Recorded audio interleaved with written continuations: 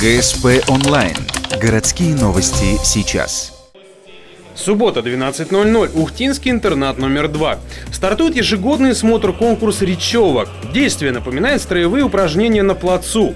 Ребята с командиром во главе показывают выправку, умение четко следовать приказу и маршировать в ногу. При этом в строю наравне с юношами и девушки. Форма одежды парадная.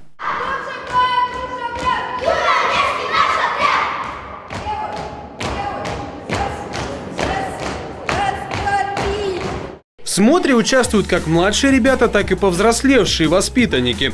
Каждая команда сопровождает марш заранее заготовленной речевкой, а также песней, близкой к военной тематике.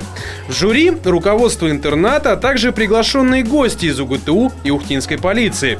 По их мнению, дисциплина подрастающему поколению только на пользу. Молодым людям это однозначно понадобится.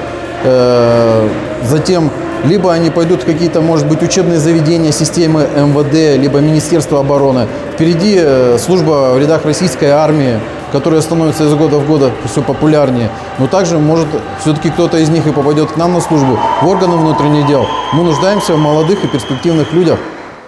После выступления всех команд и творческих номеров ребят самая приятная часть конкурса – награждение. Победителям и призерам вручают грамоты вместе с небольшими наградами. У полиции, к тому же, заготовлены специальные подарки.